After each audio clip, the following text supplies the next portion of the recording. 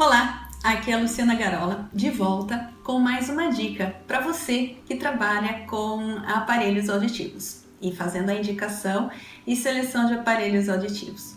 Hoje eu vou explicar para você o que é o RECD, essa sigla que você ouve tanto falar, mas que ainda é bastante desconhecida da maioria dos profissionais. Então, vamos saber o que é? Bom, para saber o que é o RECD, primeiro vocês têm que saber o que cada sigla significa. RECD é uma sigla em inglês e cada letrinha dessa quer dizer, claro, uma palavra. E aí, se a gente sabe um pouquinho de inglês, as coisas ficam até mais fáceis de entender.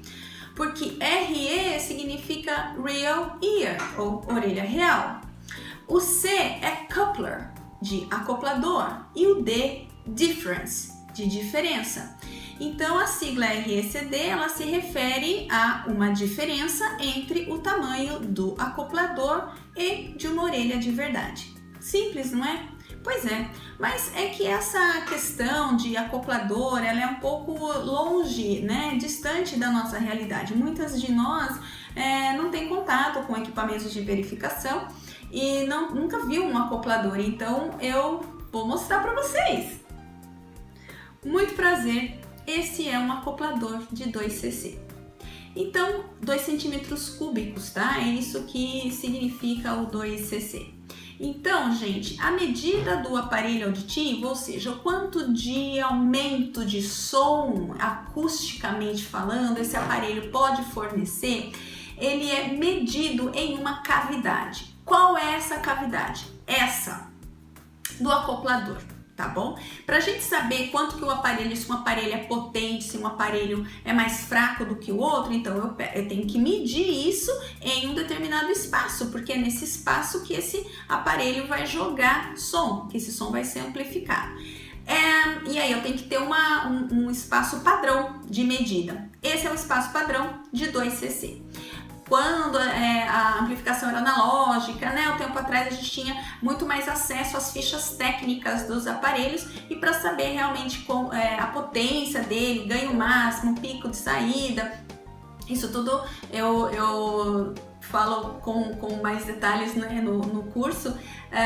A gente tinha o acesso lá à ficha técnica e aí a gente olhava e sabia quanto que um aparelho era, se ele era potente ou mais potente, né, comparado com outros. Hoje, na maioria das vezes, ele pode ser utilizado por uma gama grande de amplificação, desde perdas leves até severas no mesmo aparelho, né? Antigamente a gente não tinha isso.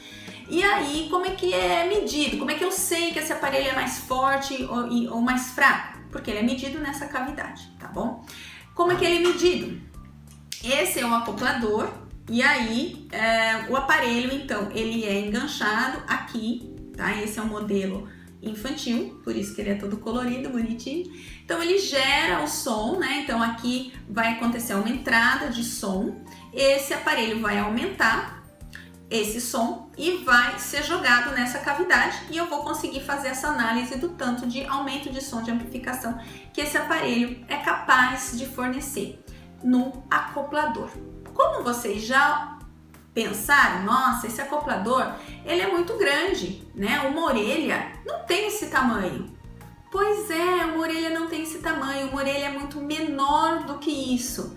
Então, a gente faz a diferença entre a orelha da pessoa que vai usar esse aparelho auditivo e o acoplador, onde a potência desse aparelho foi medida, né? Então existe uma diferença. Essa diferença é o RECD, ou seja, diferença entre o acoplador e a orelha real. Agora a gente vai entender que essa diferença existente entre a orelha aqui real e o acoplador, ela é padronizada, ela também é padronizada. Então já existe estudo, publicação, esse cálculo ele acontece nas regras prescritivas validadas. Então, quando a regra calcula o ganho necessário para determinada perda de audição, ela leva em consideração se o meu paciente é adulto ou criança e qual seria então o tamanho médio, né, a diferença em média entre o acoplador e a orelha. Então, toda vez que existe um cálculo de ganho, que existe um cálculo para se saber quanto de som eu vou aumentar, o RECD já está sendo levado em consideração. Que RECD é esse? O RECD médio, porque em média existe uma diferença entre o tamanho de uma orelha adulta, média, e o acoplador. Isso é calculado pela regra prescritiva validada. E também existe o RECD médio, calculado mês a mês, pela regra DSL, principalmente, entre o tamanho do acoplador e a orelhinha das crianças, né? Mesmo de um mês de vida até 5 anos, essa diferença é calculada em meses, em média.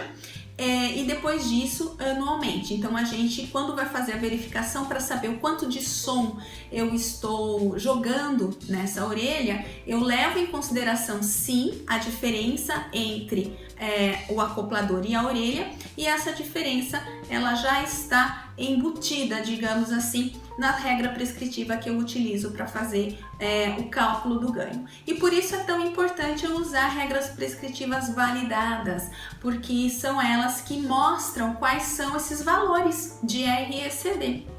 E se eu quiser medir o RECD do meu paciente em particular, eu posso fazer isso? Claro que sim! E esse é o assunto do nosso próximo vídeo, que eu vou contar para vocês por que é tão importante você fazer essa medida, então, do seu paciente e o que acontece se você não fizer essa medida, não é? Então, o RECD é só para crianças? Não, o RECD não é só para crianças e a gente vai discutir isso no nosso próximo vídeo. Até lá!